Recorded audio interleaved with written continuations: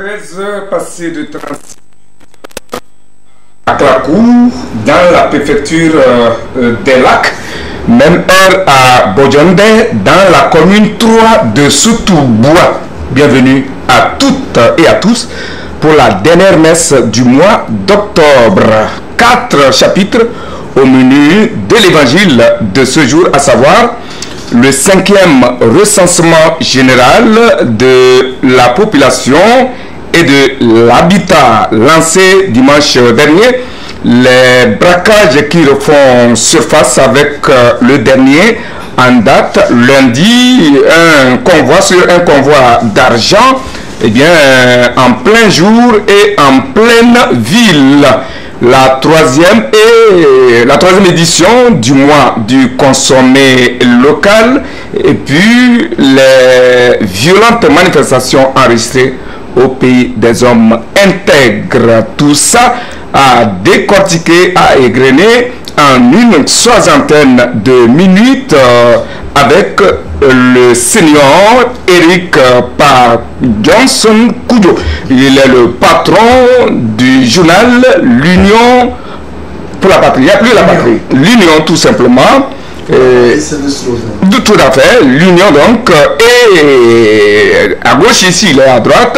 Vous le reconnaissez par sa chéchia, son chapeau d'un prince héritier des Lacs. Et Firmin Teko Agbo Toussurian et barbu. Journaliste, analyste et chroniqueur. Il n'est pas gaziste. Il ressemble tout simplement à un philosophe. Il est chroniqueur avec la complicité technique assurée par Ibrahim Maki au cadrage, et puis c'est Tchalim Alexandre qui nous met sur vos petits écrans. À tous, je vous prie de vous joindre à moi pour souhaiter une surtout cordiale et confraternelle bienvenue. Bienvenue, Seigneur Eric. Bonjour Eric, bonjour mon cher frère. Et bonjour aux téléspectatrices et téléspectateurs de la TV2. C'est avec toujours le même plaisir que nous nous retrouverons pour décortiquer un peu l'actualité chez nous et un peu partout dans le monde. Merci pour l'invitation. Merci beaucoup, surtout c'est nous qui vous remercions pour votre disponibilité sans cesse manifestée. Firmin, ça va? Ouais, ça va. Bonjour Eric Tanandé. Oui. Bonjour à mon cher grand frère Eric Johnson. Moi je regrette de ne pas être appelé Eric parce qu'il y a deux Eric. On devrait être un trio, oui. Eric sur le plateau. Donc je suis heureux d'être là. Merci de m'avoir invité. J'espère que vous avez bien passé le week-end ou que vous êtes en train de bien le passer. Hier, vous avez répondu à la journée nationale de sport. Ça vous ferait du bien pour développer vos muscles, vos biceps et triceps. Oui, bien sûr. Mais moi, je n'y ai pas été. Mais c'est une très bonne chose. C'est une initiative qu'il faut saluer.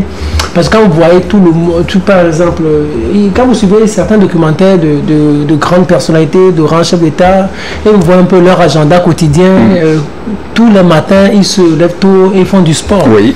Donc j'ai compris finalement que le sport est vital et ça apporte beaucoup de choses à l'être humain, à l'organisme humain. Et quand on fait du sport, on élimine assez de déchets qui devraient arrêter, se concentrer, rester dans notre organisme. Donc cette initiative que le gouvernement a lancée, c'est une très bonne initiative.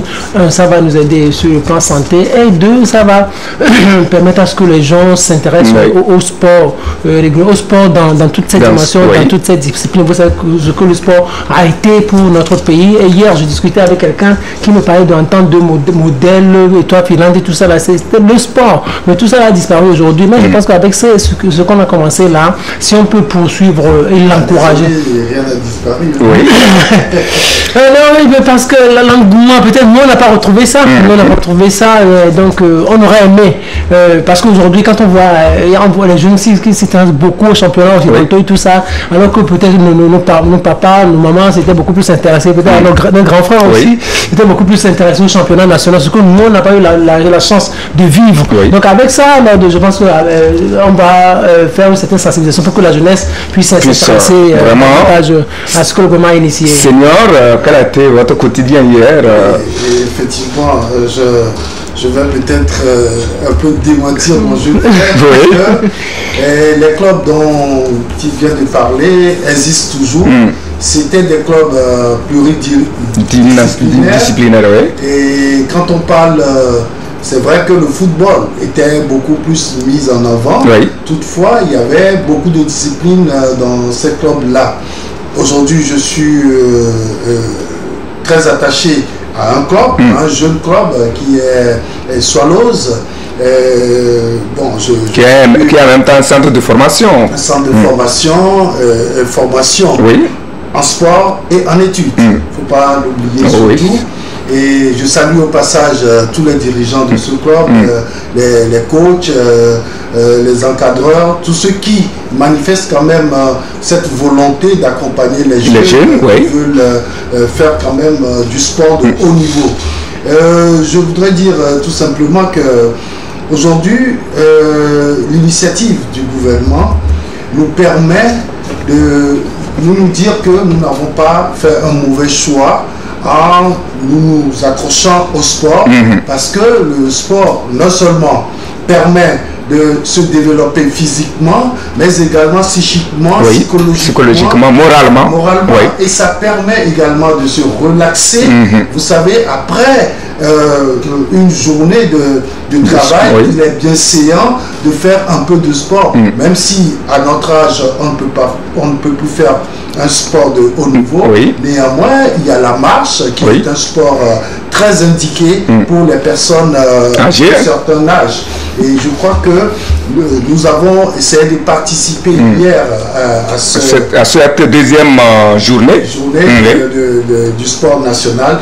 Mais franchement, l'engouement qu'il y a eu, je crois que c'est vrai que tout le monde n'est pas encore imbibé dans la chose, mais je crois qu'avec le temps, tout le monde y sera, et ce sera très bien pour nous, parce que on dit un corps bien né, un corps bien fait, c'est un corps qui donne et la prospérité à la nation. Donc j'invite tout le monde désormais à participer à cette journée qui nous permet à nous tous de nous retrouver quand même et de dégager un peu le surplus de calories qu'on a emmagasiné tout au long de la semaine, ou du mois. Voilà, je vais juste ajouter un petit truc, c'est juste deux petits exemples pour étayer ce que le grand frère a dit tout à l'heure. Vous savez, dans certaines écoles privées, quand on voit section 1, section 2, c'est-à-dire jardin, tous les matins, on demande aux enfants de faire du sport, aux enfants, c'est pas section 1, section 2. Et maintenant, j'ai eu à poser une question à une dame qui s'occupe de ses enfants. Je dis, mais quel est l'intérêt pour les enfants de faire du sport très tôt le matin comme ça? Et puis la dame me répond en disant que quand les enfants viennent comme ça, on leur impose le sport parce que ça leur permet d'être éveillés. Parce que si vous ne leur permettez pas de faire du sport, ils sont tellement engourdis, tout ça. Alors quand ils font du sport et après, les cours passent très rapidement, les explications passent, les enfants reçoivent, ils sont beaucoup plus agités, plus éveillés. Donc c'est là l'intérêt du sport. Le second intérêt, ou le second exemple, il y a un homme que je connais, quand il se réveillait, il avait toujours les narines bouchées. Il avait toujours les narines pendant des années. Et puis il est tombé sur quelqu'un un jour qui lui a dit, mais quand tu te lèves tôt le matin à partir de 5 heures, fais du sport. Et tu ne vas jamais plus ressentir ça. Et bien il a commencé pendant un mois, mais aujourd'hui il a guéri. Et comme l'a dit le Seigneur, le sport contribue pas seulement physiquement à améliorer la santé, mais psychologiquement, moralement et puis intellectuellement. Le sport, moi j'en fais tous les samedis sur le terrain d'Aditi Kopé là-bas. Hier, j'étais là, et puis nous avons vu les images venues d'un peu partout, pour preuve que la mayonnaise de cette initiative continue par prendre dans toutes les préfectures, disons dans beaucoup de préfectures. Les maires ont sensibilisé les populations, surtout les jeunes, pour cette journée. À présent, la messe... on le dit, le sport uni. Uni. Et je crois que aujourd'hui, quand vous allez sur un terrain de sport, on ne demande pas à quelle partie vous êtes. C'est vrai. Puisque la politique divise, Tandis que le sport unit. Et donc, c'est très important pour nous de faire du sport et de pouvoir nous retrouver. Nous profitons pour remercier, féliciter la Fédération togolaise de football qui nous fera vivre le championnat national ou les championnats nationaux de première et deuxième division qui démarrent, semble-t-il, du moins pour la première division le samedi prochain. Alors, les équipes seront encore sur le terrain pour nous faire vivre de beaux spectacles. Pour la 5e fois, Eric et Firmin, le Togo procède au dénombrement de sa population et de son habitat. L'opération a été lancée il y a une semaine, c'était dimanche passé, jour pour jour donc, et se déroule sous le regard admirateur de certains journaux dont je vous présente quelques commentaires en live. Le nombre d'âmes vivant sur le territoire togolais, bientôt connu, lit-on, dans Écho du pays qui a bien suivi le lancement du 5e recensement général de la population et de l'habitat dimanche dernier. C'est le ministre de l'administration territoriale, de la décentralisation et des collectivités territoriales, et donc Payaroa Boupessi, qui a donné le coup d'envoi de ce processus, comme le précise Ouara Levenko.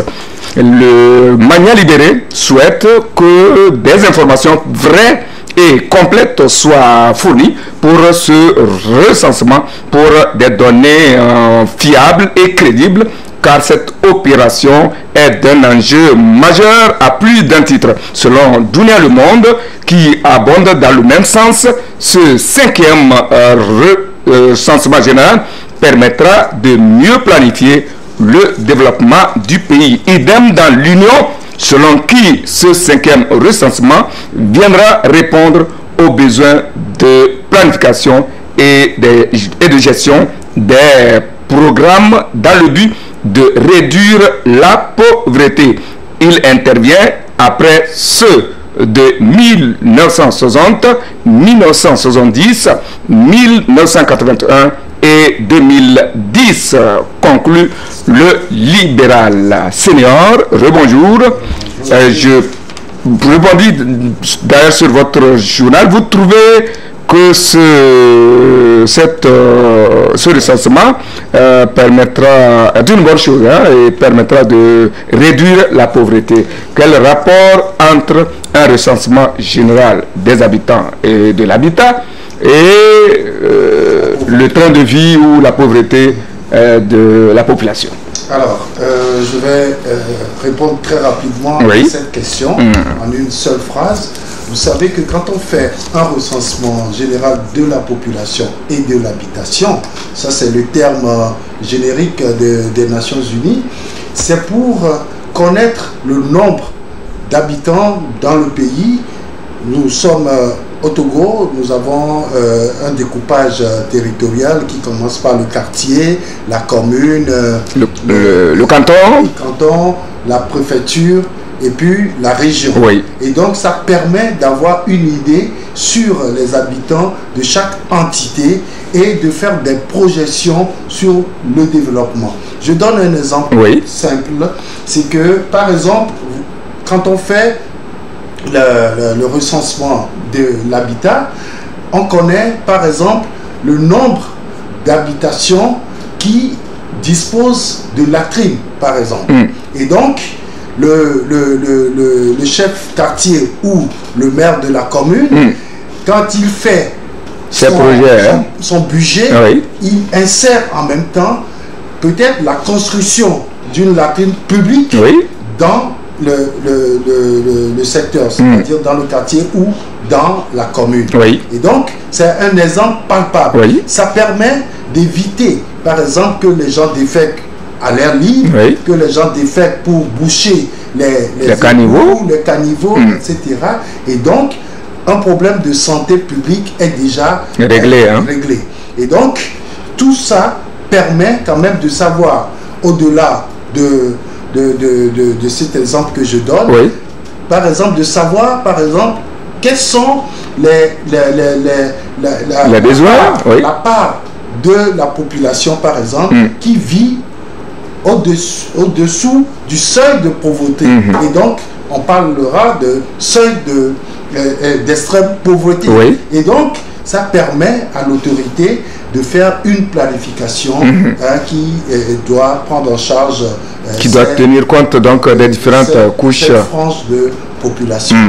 Alors, quand on parle de recensement, qu'est-ce que ça veut dire? Je voudrais d'abord mettre l'accent sur une chose très importante. Et ça, je crois qu'il y a une petite faille communicationnelle sur le sujet. Quand on fait un recensement général de la population et de l'habitation, c'est une opération obligatoire pour chaque citoyen.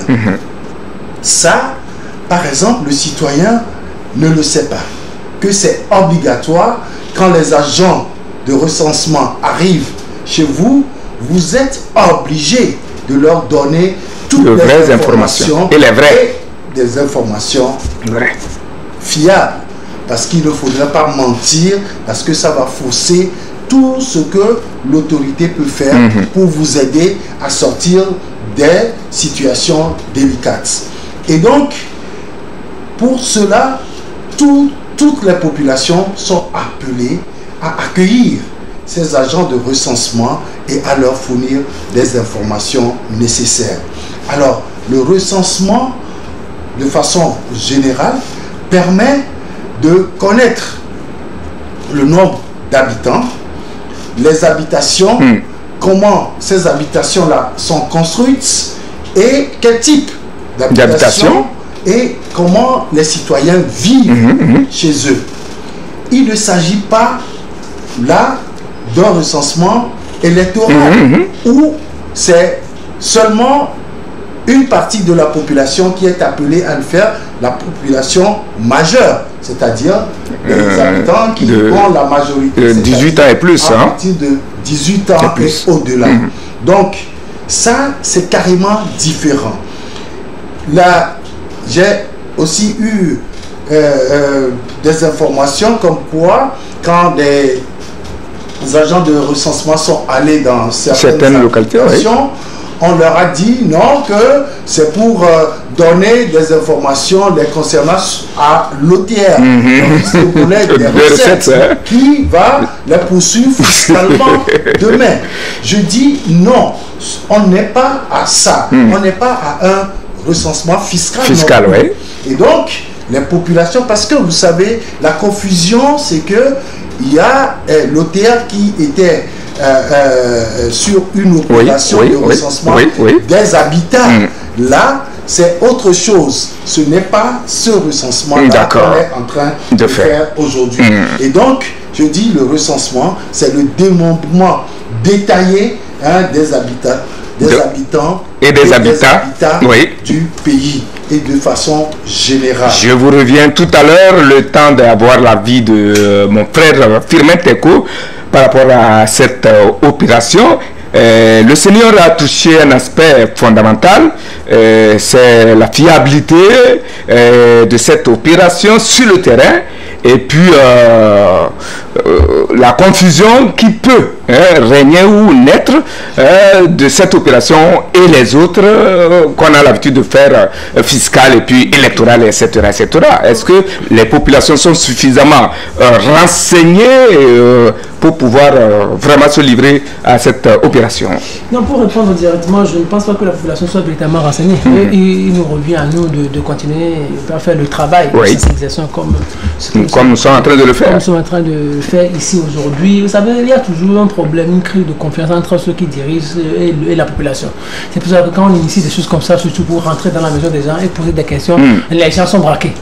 les gens sont tellement braqués. Et moi, je me dis, il devrait y avoir un travail en amont qui donne de sensibilisation sérieuse pour amener les populations à s'intéresser, à comprendre et à s'intéresser à la chose. Aujourd'hui, quand vous interrogez plusieurs qui sont déjà sur le terrain, ils vont vous dire toutes les difficultés auxquelles ils font face. C'est-à-dire les gens ne veulent pas parler, les gens, il y a certains qui ne veulent pas qu'on rentre dans leur maison, qu'on les interroge sur un certain nombre de choses. Ce qu'on a remarqué en 2010, moi je crois que bon, cela devrait disparaître, mais je pense que les vieux démons sont toujours là. Et moi je prierai, je demanderai au gouvernement de mettre un peu de moyens pour qu'on puisse continuer la sensibilisation, pour qu'on puisse revoir les médias, presse écrite, presse en ligne, radio, télé, pour qu'on puisse faire des spots et passer des publicités dans les journaux, presse écrite, tout ça. Et là, quand les gens vont lire ça, ils vont voir leur intérêt. En fait, l'intérêt, c'est quoi? C'est sur le plan social, sur le plan sécuritaire aussi. Sur le plan social, Eric Johnson l'a dit tout à l'heure, en termes de planification, quand le gouvernement va avoir planifié des choses, des projets sociaux, tout ça, dans les régions les plus reculées du pays. Donc, si le gouvernement ne maîtrise pas le nombre d'habitants dans ces régions-là, mais comment le gouvernement pourrait-il s'en sortir en termes d'élaboration et d'exécution de ces projets? Donc, sur le plan social, ça doit beaucoup aider. Quand on voit les pays développés aujourd'hui, tout ça, on parle de RMI, on parle de RSA, parce qu'on connaît exactement le nombre de ces populations. En France, on parle de RSA, revenu de solidarité active, revenu minimum interprofessionnel, et tout ça. On connaît le nombre de tous ceux-là sur le plan numérique. On sait qui travaille, qui ne travaille pas, ainsi de suite. Donc quand ils ont des problèmes, on sait qu'à la fin de chaque mois, celui-là ne travaille plus, donc on l'aide jusqu'à ce qu'il ne retrouve du boulot. Donc il y a ça sur le plan social. Et puis sur le plan sécuritaire, vous savez, si la France est arrivée à résoudre un peu, à s'en sortir un peu avec le terrorisme, c'est parce que on connaît tout le monde dans le pays. Tout est numérisé. Il y a de biométrie, tout est numérisé. Donc quand les gens quittent la France pour aller en Syrie, tout ça, ils reviennent, on les fiche. Il y a une liste, ils sont fichés. Sur la liste, il y a des milliers de Français qui sont fichés. Il n'y avait pas de 20 000 Français qui étaient fichés parce qu'on les connaît. On connaît. Et aussi, quand ils sont sur leur ordinateur en train de faire l'apologie de la violence, de l'extrémisme violent, tout ça, on les repère tout de suite. Donc c'est parce que sur le plan recensement, on les connaît tous. Donc c'est sur le plan sécuritaire. Et ici aussi, aujourd'hui, on fait face à un volet sécuritaire très important, la lutte contre le djihadisme. Aujourd'hui, on sait qu'au nord du Togo, on a un souci en termes de sécurité. Les autorités togolaises se battent vraiment pour repousser les terroristes. Si on ne connaît pas exactement qui fait quoi dans ce pays, sur le plan numérique du nord au sud, de l'est à l'ouest, comment pourrons-nous vraiment nous en sortir s'il y a l'ennemi qui rentre ou s'il y a que l'ennemi est un ennemi au sein de la population qui veut nous faire du mal. Donc ça, là, on en a besoin sur le plan sécuritaire. C'est le général qui dit on sait qui fait quoi dans ce pays. Parce que cette opération permettra de mieux savoir encore. De mieux savoir encore qui fait quoi et qui est qui. Et aussi la population doit savoir que c'est dans son intérêt. Le recensement n'a rien contre qui que ce soit. C'est dans l'intérêt de tout le monde. Ça va nous aider parce que le monde est en train d'évoluer. On ne peut plus évoluer comme ça dans la vie sans qu'on nous connaisse, sans que nos autorités ne maîtrisent le nombre d'habitants que nous sommes. Ce n'est pas sérieux. Et puis il faut reconnaître que c'est le problème que l'Afrique a. C'est pour cela qu'on n'arrive pas à s'en sortir. C'est pour cela qu'on n'arrive pas à élaborer des projets tangibles qui puissent nous aider à nous relever. Donc que tout le monde s'intéresse, que tout le monde, ceux-là qui auront les agents recenseurs devant eux, qu'ils soient libres et qu'ils donnent toutes les informations dont les agents recenseurs en ont besoin. Et puis ça va aller, c'est dans l'intérêt de tous. Seigneur, je vois, vous l'avez évoqué, je vois une difficulté. Et je suis en train de voir comment on va gérer cette situation. Les gens, la stabilité des gens. Vous savez que le Togolais court dans tous les sens tous les jours. Ou est-ce que on pourra avoir les gens stables pour pouvoir les recenser? Comment ça va se faire? Puisque c'est un recensement physique. Bon, on arrive dans une maison ou dans une concession, les gens vont à leur occupation, parfois même. Depuis la dernière fois, je vois certains avec gilet comment la jaune,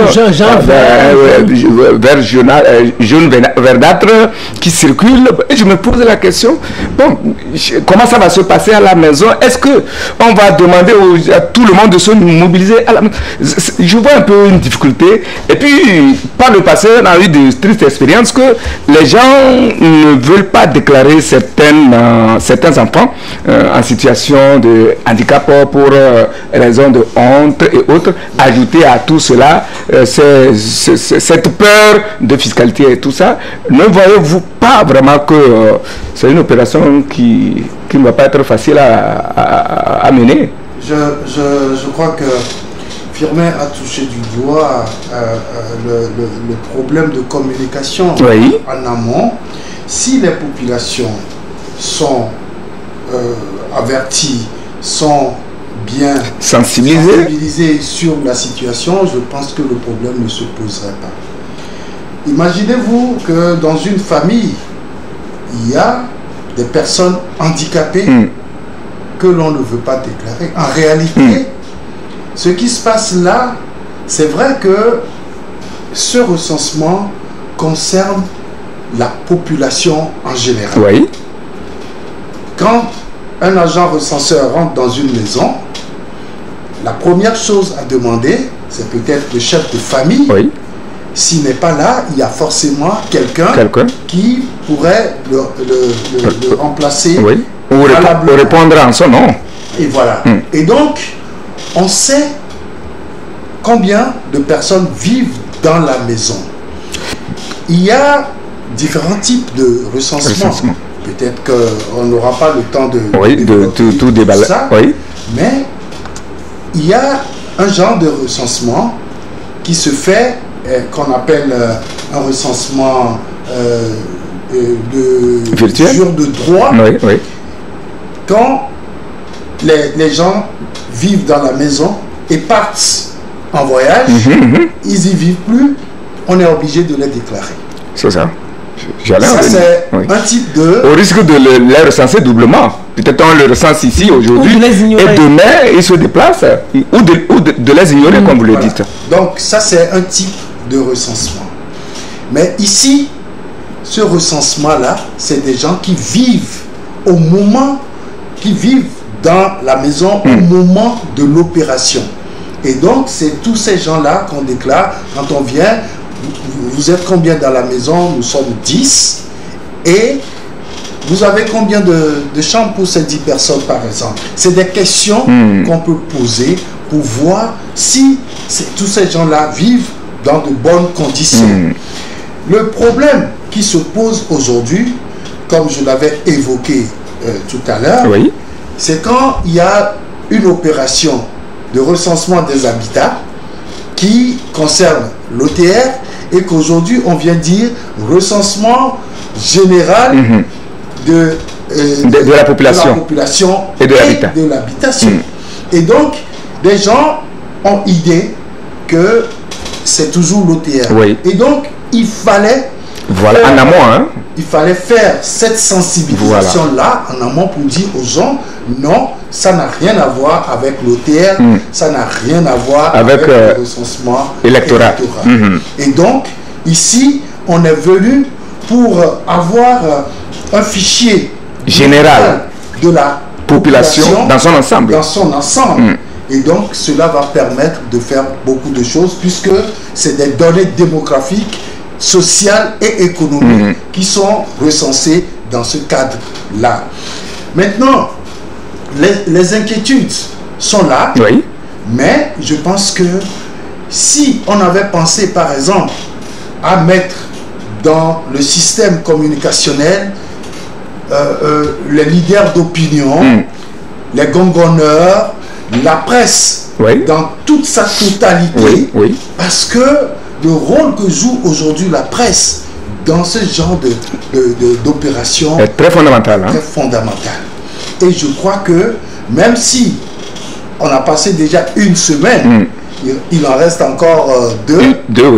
Puisque ça finit le 12 novembre. Voilà. Donc je pense qu'il y a encore le temps de se rattraper. Les populations sont dans le droit de s'inquiéter, de se poser des questions. Parce que j'ai suivi un chef canton la dernière fois qui s'en est pris véritablement aux agents recenseurs.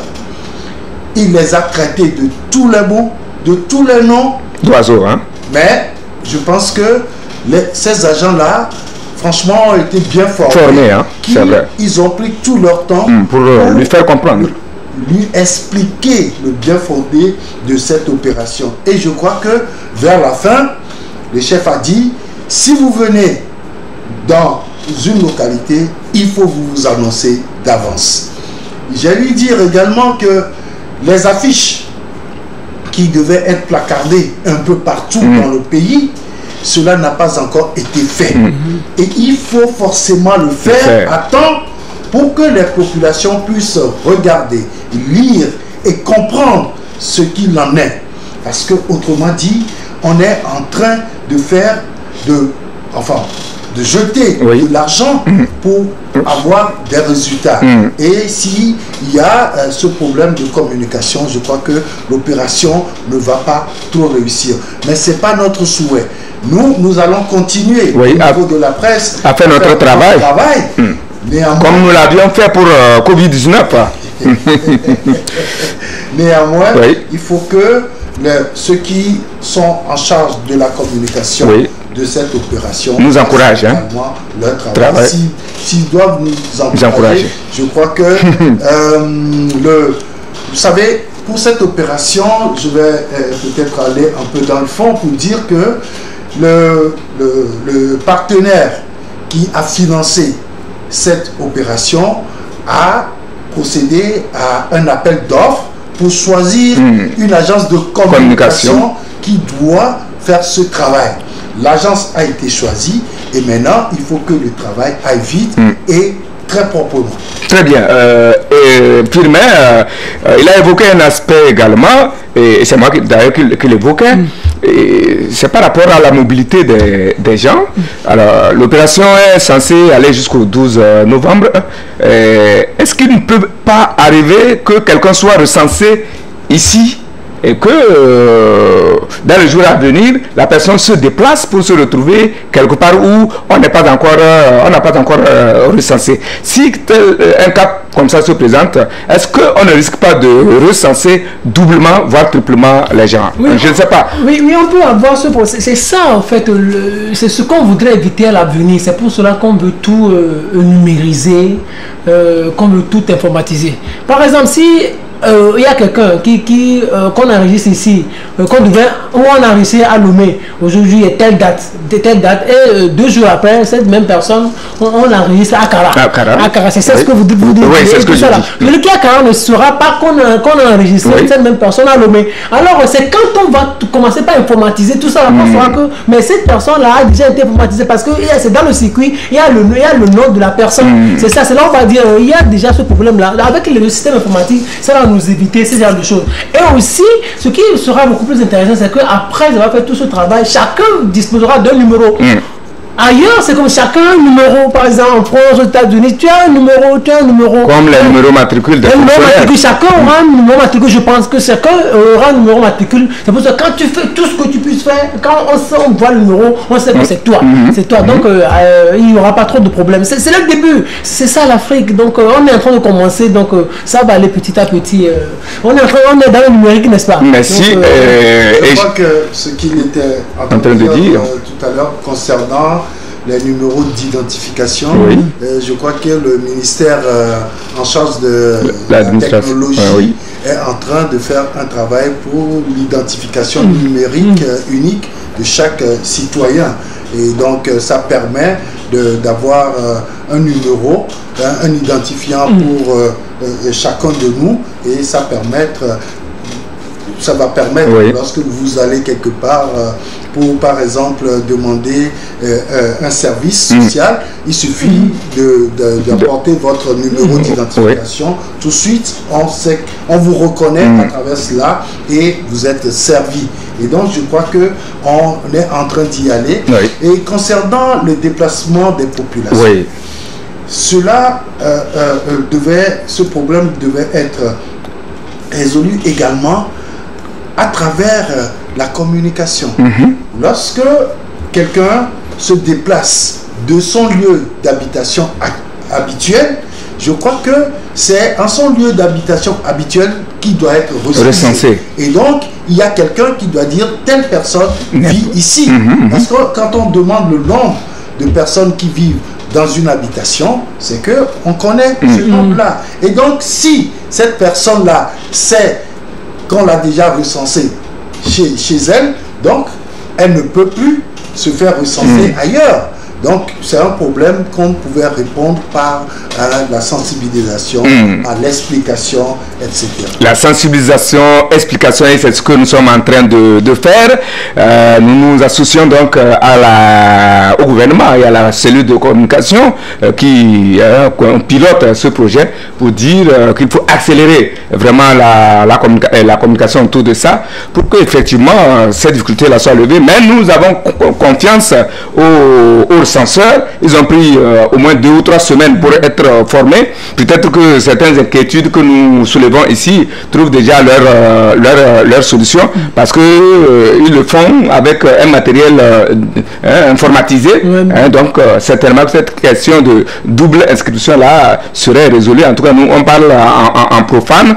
Et donc bon courage aux recenseurs et nous invitons les populations à toujours accorder un accueil très chaleureux, courtois surtout et patriotique aux agents recenseurs. Alors qu'on les croyait maîtriser, les braquages à l'arme et à main se font encore enregistrer sur la terre de nos aïeux. Le dernier en date est celui du lundi 24 octobre en plein jour dans les larges du canton d'Amoutibé, une zone pourtant très animée où un convoi d'argent bien escorté a été tenu au respect. Bilan 2 morts, 12 blessés selon ce que la presse a recueilli. L'événement qui a surpris plus d'un a émetté toute la presse dont je vous présente en live les remous. La journée de lundi 24 octobre 2022 aurait été particulièrement mal vécue au Togo, plus particulièrement au sud du pays, fait observer le Messager, et pour cause, éclaire le journal, de faits traumatisants. Ce serait produit un accident grave de circulation à Diablé qui a fait de nombreux morts et des blessés graves, puis une tentative de braquage à Amoutibé qui a occasionné 2 morts. Tentative d'attaque d'un camion de transport de fonds à Lomé, 2 morts, 12 blessés. Renchéri, le Manial libéré. Selon Dounia Le Monde, il s'agit d'un braquage spectaculaire qui a fait 2 morts et 12 blessés graves. Quelle panacée pour venir à bout des malfaiteurs, se demande le dialogue qui compte sur le général Yark Danham, qui sait toujours se prendre en de pareilles situations et qui, confirme Togo Réveil, a déjà ouvert une enquête à la recherche des auteurs de cet acte ignoble. Et pour conclure, le Canard indépendant trouve que c'est un acte d'insécurité qui sème de l'inquiétude et de la peur au sein des populations. Seigneur Eric, c'est quand même très curieux qu'une telle opération puisse réussir aisément en pleine ville et en plein jour dans un quartier bien sécurisé. Il y a la gendarmerie nationale à quelques 200-300 mètres là-bas. Il y a le commissariat du 4e arrondissement là, qui est aussi à côté, le 1er arrondissement. Et puis, les braqueurs ont réussi à abattre 2 personnes et blesser 12. Et on a pu mettre la main sur personne. C'est curieux. Hein? C'est quand même curieux. Toutefois, je voudrais rectifier. Cette opération n'a pas réussi parce que en réalité, les braqueurs recherchaient l'argent qui se trouvait dans le véhicule, le convoi. Et donc, le véhicule est allé faire son travail comme prévu parce que ce véhicule-là était suivi par des agents de sécurité qui étaient également sur moto. N'eût été cette présence des agents de sécurité, l'opération aurait réussi très facilement. Et donc, c'est déplorable. En temps, je présente toutes mes condoléances Oui. Aux familles éplorées et je dis prompte guérison Aux blessés. Mais je crois que ce phénomène-là a commencé dans les années 90, quelques temps après la conférence nationale souveraine, où un convoi une fourgonnette de la BCAO a été attaqué et ça a été une grande débandade dans toute la ville de Lomé. Et depuis ce, on constate que pratiquement chaque année, il y a encore toujours cette tentative-là d'attaque de convois d'argent. Et malheureusement, ce qui se passe, c'est que chaque année, on constate que les braqueurs sont mieux organisés. Là, avec les informations qu'on a récoltées sur le terrain après leur passage, c'est que les armes, d'abord, le matériel qu'ils utilisent, les armes qu'ils utilisaient étaient des armes très sophistiquées. Secondo, la stratégie d'attaque, les gens étaient postés même dans le quartier avant le passage du véhicule. Et troisièmement, les gens ont réussi à se protéger jusqu'à ce que tous se dispersent dans la nature. Et donc, c'est pour dire que c'est une insécurité grandissante dans notre pays. Toutefois, nous faisons encore confiance à nos forces de sécurité et de l'ordre et de défense. Parce que, imaginez qu'il y ait quelques jours auparavant, c'est-à-dire le jeudi, il y a eu quand même une opération de simulation d'armes, d'attaque qui a été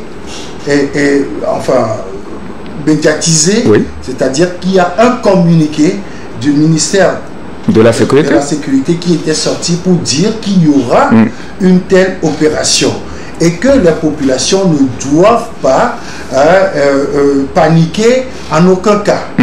Et quelques jours après, 2 jours après, 3 jours après, il y a eu cette attaque. Ça veut dire que les populations qui étaient là, au début, avaient peut-être pensé à cette opération de simulation là, qui continuait. Et malheureusement, les gens ont reçu des balles perdues et bon, enfin, c'est un jeune, un enfant de 4 ans, et un agent de sécurité voilà, qui ont perdu la vie. Mais les blessés, c'est des gens qui étaient là, qui n'avaient pas bougé du tout, mais qui ont reçu aussi des balles. Donc c'est pour dire que, de façon globale, nous sommes aujourd'hui en train à une autre insécurité, celle des attaques djihadistes et terroristes, et celle des braqueurs. Aujourd'hui, dans la capitale, c'est enfin, comment je peux dire ça, c'est une attaque de braqueurs. Et si c'était des terroristes qui étaient là, qu'adviendrait-il? C'est la question qu'on se pose. Et donc, je pense qu'aujourd'hui, il va falloir que nous-mêmes, en tant que population, que nous collaborions très rapidement avec les forces de défense et de sécurité. On a toujours dit. Parce que les gens avaient déjà vu ces individus-là qui étaient postés là dans le quartier. Mais ils n'ont pas réagi. Ils ne pouvaient pas réagir parce que ils ne savaient pas qui ils étaient. Ils devaient quand même appeler. Voilà. Donc, c'est pour dire, lorsque nous voyons de telles personnes dans nos milieux qui ont des attitudes bizarres, qui suspectes, oui, qui sont un peu suspects, il faut qu'on essaie de collaborer avec les forces de l'ordre et de sécurité. Oui, Firmin, c'est quand même curieux et ceci peut encore nous amener à nous poser la question sur cette affaire de caméras de contrôle et de surveillance dans dans les coins stratégiques de nos villes. Là. Ouais. Bon, curieux, bon, moi je ne pense pas que ça soit trop curieux, parce qu'il n'y a pas de ville. Nous sommes dans le monde et nous vivons le monde. Il n'y a pas de ville ou de pays sans ne serait-ce que criminalité mineure. Le Togo n'est pas un pays de criminalité. Nous n'avons pas de villes de criminalité comme Johannesburg, New York, des villes françaises où la criminalité est tellement développée, ou Lagos, ou Abuja, voilà, Lagos, Abuja et d'autres. Nous ne sommes pas encore à ce stade. Il y a, depuis un moment, c'est vrai, les braquages étaient un peu plus récurrents. Entre temps, maintenant, ça a baissé. Et ça, c'est encore un exemple que nous venons de vivre. Et moi, je me dis, on ne peut pas vivre non plus sans ce genre de choses. Ce n'est pas que j'encourage, mais de temps à autre, puisque ce sont des humains qui y vivent, il y aura toujours des bandits, il y aura toujours des criminels, des gens de mauvaise foi qui vont toujours chercher à faire du mal, à causer du tort à leur prochain, à causer du tort ou à défier les autorités et tout ça. Donc c'est à ce niveau, moi je demanderais encore plus à nos autorités de renforcer la sécurité, surtout dans les lieux à forte habitation ou à forte concentration. Par exemple, des comptes, tout ça là, puisque la manière dont le monde évolue, les voleurs, les brigands n'ont plus peur de personne. Peut-être avant, on pouvait dire oui, les gens sont nombreux là, ils n'hésiteraient pas. N'oubliez pas entre-temps ce qui s'est passé au grand marché, avec quelqu'un qui a sorti un couteau, tout ça. Donc, les gens n'ont plus trop peur de ça. Donc, c'est à ce niveau, vous avez parlé de caméras de surveillance. Moi, je demanderai à nos autorités de multiplier les caméras de surveillance toujours dans des lieux à forte concentration. Et là, quand ça commence comme ça, on pourrait facilement mettre la main sur ces gens-là. Donc, à ce niveau-là, il faut qu'on redouble de vigilance et de sécurité. Mais moi, je voudrais dire simplement que ceux-là qui ont fait ça, là, on va les prendre. Ceux-là qui ont fait ça, on va les prendre. Comme je l'ai dit, nous comptons sur le général. Nous, on compte sur le général. On compte sur le général, ses collaborateurs. Si c'est Togo, ceux-là qui ont fait ça, on va les prendre l'un après l'autre. Sauf que quand on les prendra, on ne nous dira pas. Non, on ne nous dira pas. C'est la sécurité. C'est la sécurité, derrière des secrets qu'on garde. Donc, ceux-là qui ont fait ça, ou ceux-là qui voudraient encore être tentés par ce virus, qui sait ce qu'on va les prendre du tôt ou tard. Mais sauf que nous déplorons des morts, nous déplorons des blessés, tout ça. Donc nous présentons nos sincères condoléances aux familles déplorées et souhaitons beaucoup de courage à nos forces de défense et de sécurité. Merci et surtout prompte guérison aux blessés. Oui. Réagir par rapport aux caméras de surveillance. Tout à l'heure, il a cité certaines villes, certaines grandes villes où il y a quand même ces caméras de surveillance. Le truc, c'est que quand vous réfléchissez pour mettre en place des mesures de sécurité, les malfaiteurs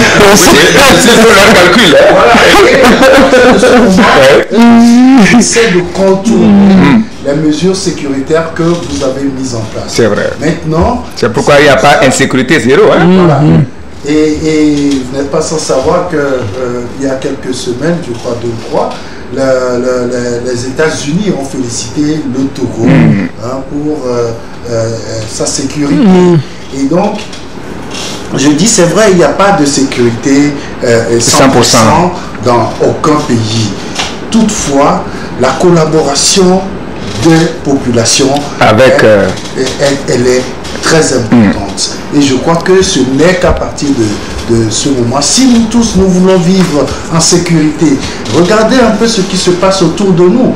Les gens n'arrivent plus à sortir et à rentrer facilement chez eux.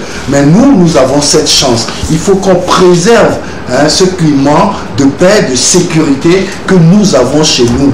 Et donc, c'est le travail de tout le monde. Ce n'est pas seulement aux forces de sécurité, de défense et de l'ordre. Il faut que chaque citoyen participe à sa sécurité. Propre sécurité. On dit, la première sécurité, notre première sécurité dépend de nous-mêmes. Voilà, c'est demain que prend fin la 3e édition du mois de consommer local. Malheureusement, on ne va pas en parler parce qu'il y a un sujet d'envergure internationale qui nous attend alors que le temps est parti. Au cours duquel les Togolais sont appelés à se tourner vers les produits de leur territoire. Comme nous sommes ici habillés, oui, on est territorialement habillés, sont donc appelés à tourner vers leurs produits locaux. La mayonnaise a-t-elle vraiment pris cette semaine et ce mois? Demain c'est la fin. Est-ce que vous avez eu à constater réellement que, à part Eric Johnson et moi, les gens ont vraiment consommé togolais, que ce soit sur le plan vestimentaire, alimentaire ou sur d'autres voies? Une seconde. Oui, non, peut-être. Oui, ça peut marcher. Ça ne pas maintenant, mais je pense que le bilan sur le plan festif, ça peut marcher en termes d'organisation. Les organisateurs ou le gouvernement pourrait s'en féliciter parce que il y a eu toutes des manifestations qui ont été organisées. Peut-être ça peut avoir marché. Mais moi, je dis, en termes de bilan, il faudrait peut-être le faire 12 mois après pour savoir si le message est passé, si les gens se sont appropriés le message, si la production locale a augmenté, si la consommation locale aussi est allée en crescendo. Parce que pour le moment, le bilan qu'on pourrait faire, c'est en termes festifs. Mais en termes concrets, je pense que c'est avec le temps. Eric? Alors, qu'est-ce qu'on nous demande dans le mois du consommé local? Nous, est-ce que nous sommes véritablement un pays où les produits locaux sont valorisés? D'abord, oui. Est-ce qu'ils sont suffisants pour la population? Il faut d'abord partir de là. Si nous avons assez pour que nous puissions consommer, je crois que la mayonnaise va prendre. Maintenant, nous consommons beaucoup plus tout ce qui vient de l'extérieur. Regardez aujourd'hui, le gouvernement a adopté une politique de culture locale pour les produits agricoles, les produits agricoles. Mais est-ce que le riz de Corvier, par exemple, c'est ce que nous continuons? Ou de Michintové ou de Agomegloz? Est-ce que c'est ce que nous consommons? Est-ce que ce riz-là peut suffire à toute la population? Il y a par exemple, sur le plan avicole, l'élevage les poulets importés. Poulets, après des enquêtes, on s'est rendu compte que ce qui est produit au Togo ne fait que 5% de ce que nous consommons. Les 95%, on va les trouver où? Vous prenez la pisciculture, etc. Est-ce que nous en avons suffisamment pour toute la population? Alors, personnellement, quand je prends ce mois du consommé local, je me dis que c'est pour amener les populations à une réflexion poussée sur la valorisation des produits locaux et comment faire en sorte que nous puissions en produire suffisamment pour pouvoir les écouler sur le territoire national. D'accord. Il y a...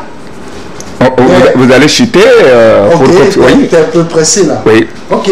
Donc, je crois que si on doit faire un bilan aujourd'hui, c'est pour voir si le message est bien passé. Oui. Est-ce que les populations adhèrent à l'initiative et comment peuvent-elles consommer local si on arrivait à produire suffisamment pour nous? Très bien.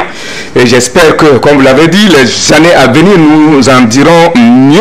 On finit avec l'étranger, notamment le Sahel et plus précisément le Burkina Faso, où des échauffourées ont été enregistrées cette semaine au pays du capitaine Ibrahim Traoré, une frange de sa population demande le départ des forces spéciales françaises et s'insurge contre la présence de 5 ministres d'Amiba, son prédécesseur Poutier, dans le gouvernement en place.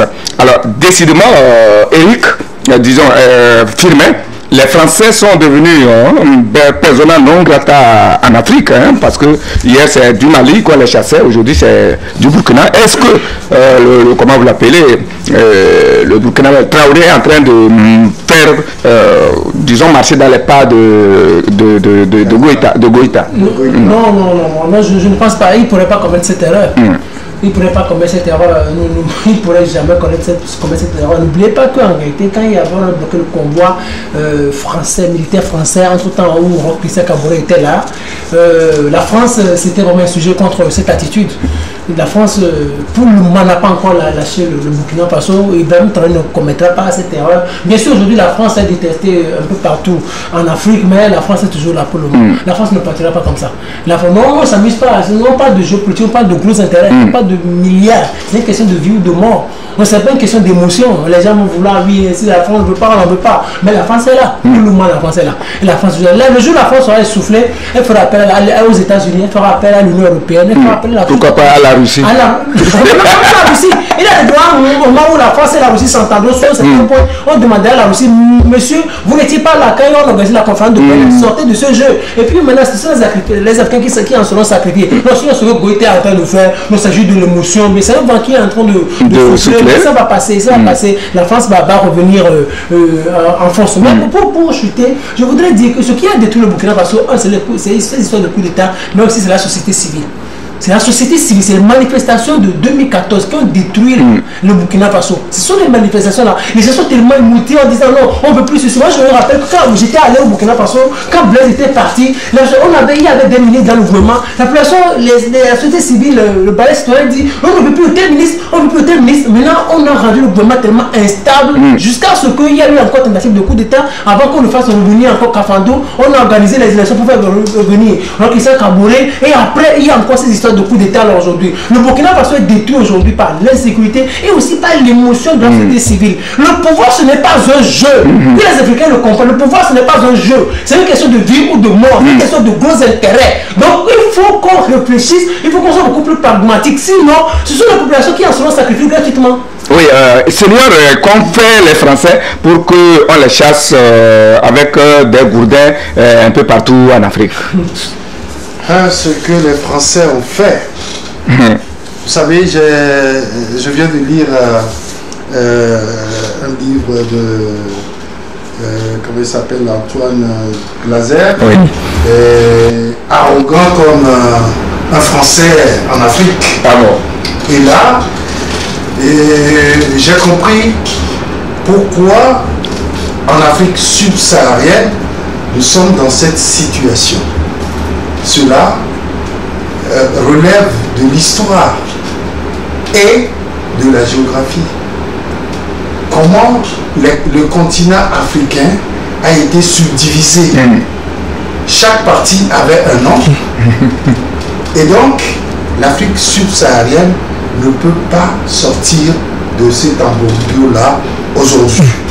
Tout simplement parce que, vous savez, il parlait de la conférence de Berlin qui a permis aux gens de s'accaparer des pays pour dire... de se partager les pays. Voilà, pour dire que c'est ma portion. Ces pays-là sont sous ma domination. Et donc... c'est leur titre foncier. Hein? Et quand vous allez à l'ONU, aujourd'hui, on est en train de découvrir un peu aussi les faiblesses de l'ONU à travers la guerre en Ukraine. Un pays, parce qu'il est puissant, peut s'attaquer à un petit pays et que l'ONU ne peut pas régler ce problème. Et donc, quand vous prenez tout ça, vous comprenez aisément pourquoi les Africains aujourd'hui, ça c'est la jeunesse, ce sont les intellectuels qui commencent par réfléchir. Malheureusement pour nous, lorsque ces intellectuels, ces jeunes-là arrivent eux aussi au pouvoir, ils font la même chose. Tombent dans le même travers que leurs prédécesseurs, ceux-là que nous appelons les préfets des colonies. Oui. Et donc, ce que la France a fait, la difficulté que nous avons chez nous, nous voulons tout mettre sous le dos de la France. Tout simplement parce que nous-mêmes, nous ne sommes pas unis. Excusez-moi du terme, parce que nous réfléchissons moins et nous n'avons pas de méthode pour arriver à nos fins. Et de vision. C'est la vision. La méthode conduit à la vision. Si nous sommes dans cette posture-là, nous ne voyons que la France comme notre souffre-douleur. Souffre-douleur. Aujourd'hui, ce que fait Assimi Goïta, tout le monde est d'accord. Parce qu'il faut préserver un État qui est l'État malien. Il faut préserver les ressources naturelles du Mali pour que ça puisse servir aux Maliens. Le professeur Takonou Boupon vient de sortir encore un livre qui parle de tout cela comme étant la faiblesse de l'Afrique. Parce que nous avons des ressources. Et il a dit que, en quelque chose, malheur est bon, le coronavirus nous a permis de savoir ce que nous détenons comme ressources et comment nous pouvons utiliser ces ressources-là pour que les pays africains aussi puissent se développer. Aujourd'hui, Assimi Goïta et consorts, je vois aussi Touadéra, tout ça, ils tournent dos à la France, mais est-ce qu'on est sorti de l'auberge? Parce que ils tournent dos à la France pour faire face à qui? À la Russie.